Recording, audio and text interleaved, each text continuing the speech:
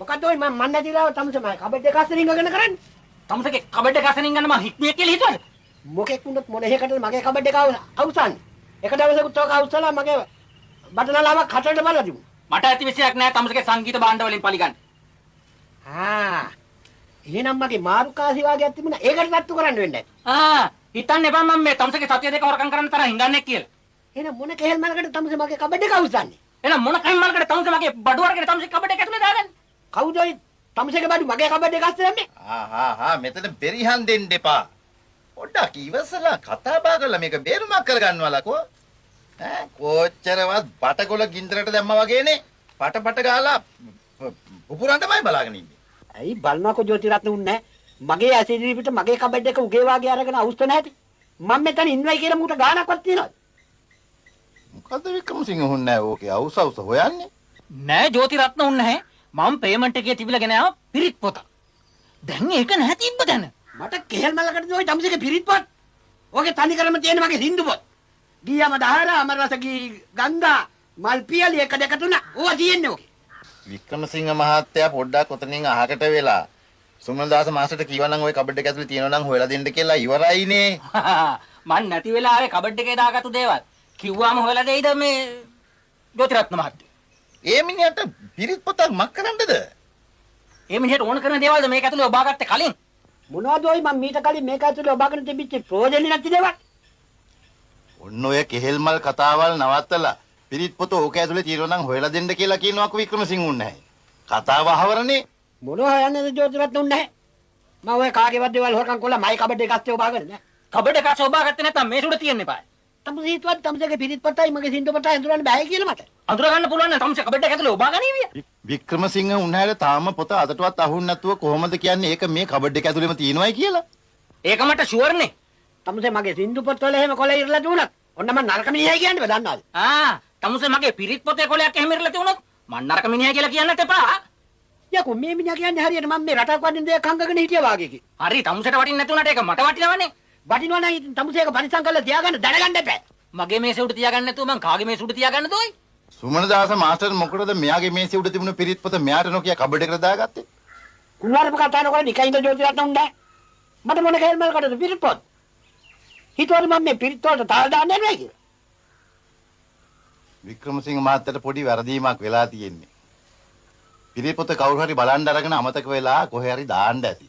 මේ වාඩියේ ජෝතිරත්න මහත්තයා ඇර වෙන කවුද ඉන්නේ පිරිත් පොතක් කියවන්න පුළුවන්. ඉතින් මොන කෙහෙල් මලටද ඔය තමසේ මායි කරන්න කරන්නේ? මම හොරකම් කරන්නේ පිරිත් පොත කබඩ් එකක් දාගෙන ඉන්නයි කියලා.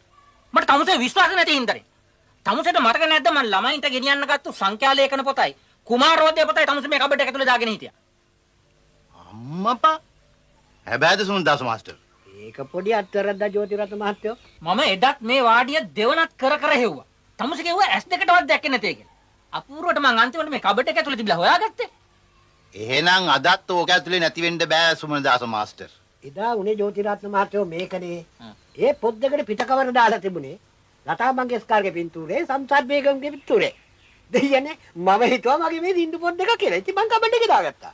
ඉතින් මේ පොතට මං කවරයක් දාලා තිබුණ නැහනේ. මේ පොතේ පිටකොලේ මොකද්ද තිබුණු පින්තූරේ? එහෙම් පිටින්ම ධර්ම චක්‍රේ. අන්න බලන්න. මම ඔය චක්‍රේ තියෙන පොතක් අතින් අල්ලන්නේ නැහැ. ඇයි? මට මතකයිනේ පුංචි කාලේ මම ඔය චක්‍රේ පාඩම් නැතුව ගුටි කාපු එක. මේ කියන්නේ ඒ චක්‍රේ නෙවෙයි සුමනදාස මාස්ටර්. අරියට මඟ ආර්ය අෂ්ටාංග මාර්ගය. අනේ මට සමා වෙන්න ජෝතිරත්න මහත්තයෝ. ඉතින් ජෝතිරත්න මහත්තයා හිතනවාද මම ඔය වාගේ වටිනා පොතක් මගේ මේ සින්දු පොත් ඇස්සේ දාමා ගනි කියලා. තමුසේ භක්ති ගීත පොතක් කියලා ඒක ඇතුලේ දාගන්න ඇති. ඔව් එහෙමනම් ඒ කියන්න බෑ තමයි ප්‍රස්තාර පොතක් කියලා ඕක ඇතුලේ දාගත්තද කවුද දන්නේ? කෝකටත් වික්‍රමසිංහ උන්නේ නැහැ ටිකක් කබඩ් එක හොඳට අවුස්සලා බලන්න. දැන් ඉතින් ඔය සින්දු පොත් ටික අවුස්සන්න නැතුව තියෙන්න ආරිනවා. තියෙනවනේ මං හෙට උදේට හොයලා තියන්න. මට හෙට වෙනකන් ඉන්න බෑ. ඇයි දැන් තමුසේ ගී පිටිසකට යන්නද? ගී පිටිටකට යන්නේ නෙමෙයි මං හවසට වැඩට යන්න ඕනේ. ඉතින් වැඩට ගිහිල්ලා එනවා මං උදේට හොයලා තියන්නම්. බෑ. මං යනකොට මේ පොත අරගෙනම යන්න ඕනේ. කාගෙන් හරි ඉල්ලගෙන අපිවක් වෙන්න ඇති. අනේ සුමනදාස මාස්ටර් මහන්සි නුඹලා වුණ කොහෙලා දෙන්නවකෝ. තව මොනව හොයන්නද ජෝතිරත්න මහත්තයෝ? මේ බලන්නකෝ මගේ සින්දු පොත් ටික CC කට දාලා ඈ පිරිත් පොත තියෙනවනේ ඉතින් ඔතන තියෙන්න එපා. තමුසේක හොයරි හංගන්න නැති. බලනවා ජෝතිරත්න උන්නේ නැහැ. මේක මා හෙන ගන්න අපරාධයක් නේ. ගත්තු ඒකට හොඳක් නම් සිද්ධ වෙන්න එපා. පව් සිද්ධ වෙන කතාවල් කියන්න එපා වික්‍රමසිංහ උන්නේ. පිරිත් පොතක්නේ. කවුද දන්නේ පිරිත් ටිකක් කියන්න එක ගත්තද කියලා කවුරු හරි. ඉතින් පිරිත් කියන්න ඕන නම් මගෙන් අහලා ගන්න එපා ජෝතිරත්න උන්නේ. හොරකමයි. බෝතල් කාරයෙකුට හරි කඩල කරත් එකට හරි විකුණන්න කියලා ගත්තා නම් අන්න ඒක පව්. මේකේ එහෙම නුසන්ඩාල වැඩක් කරන්න තරම් කෙනෙක් නැහනේ. ඉතින් කවුද දන්නේ බත් කාලා අතපිය දාන්න කොලයක් ඉරලා ගත්තද කියලා. එහෙමනම් ඉතින් කෑලි හරි තියෙන්න එපාය. බණදහම් අච්චු ගහව පිරිත් පොතක් හොරකම් කරන්න පුළුවන් නම් ජෝතිරත්න උන්නේ. අනිත් දේවල් ගැන මොනවටද කතා? කොහොමද දන්නේ මේක හොරකමක්ද නැද්ද කියන්න තාම. මේ වාඩියේ තවත් අය ඉන්නවනේ. පොඩ්ඩක් ඉවසන්නකෝ. ඒගොල්ලෝ ආපුවම අපි ඒ අයගෙනුත් අහලා බලමු. එතකොට මට අද වැඩට යන්න බෑ. අද වැඩට ගිහිල්ලා එනවා හෙට හොයලා දෙන්න. බෑ. පිරිත් පොත නැතුව නම් බට වැඩට යන්න බෑ. අද එනකොට ආපහු ගෙනත් දෙනවා කියලාද කාගෙන් හරි ඉල්ලගෙන ආවේ? කාගෙන්වත් ඉල්ලගෙන ආපු කෙහෙම් මලන්නේ මං සල්ලි දීලා ගත්ත පොත. එහෙනම් ඉතින් දොස් කියන්න බනින්න කෙනෙක් නැහනේ. තාමුසේ වැඩට ගිහිල්ලා එනවකෝ. බෑ. පිරිත් පොත නැතුව නම් මට වැඩට යන්න බෑ.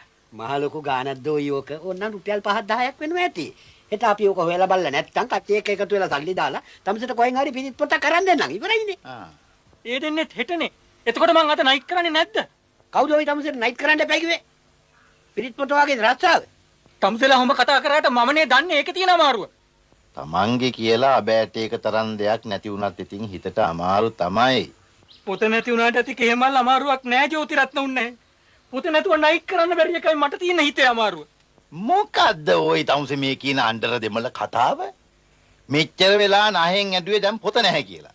දැන් කියනවා පොත නැති වුණාට හිතේ අමාරුවක් නැහැ කියලා. මොකද්ද මේ? ජොබ් එක නැති වුණොත් ඒ වගේද? ජොබ් එක නැති වෙන්නේ කොහොමද? පිරිත් පොත නැති වුණාට.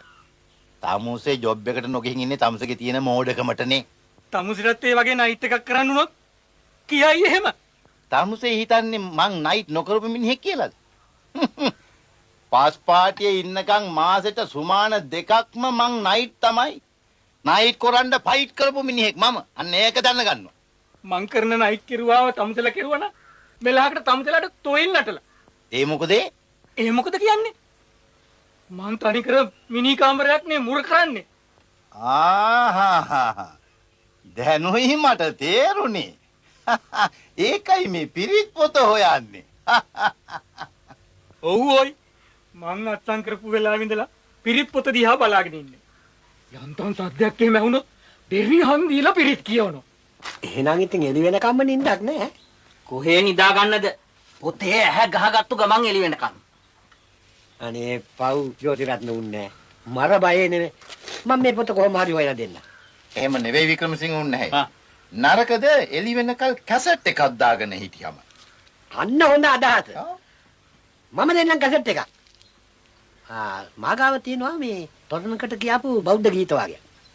කවුද ගායනා කරන්නේ? කවුද ඉතින් මං නිතා. කොයි ඒක එපා. මලමිනී නැගිටලේ තමුසේගේ අඳුනාව ඇහුණා. නෑ එහෙම නෙවෙයි මං කිව්වේ. පිරිත් කැසට් එකක් ගෙනහිල්ලා හයියෙන් ඔක දාගෙන තමුසට එළි වෙනකල් උනත් නිදා ගන්නත් පුළුවන් නේ.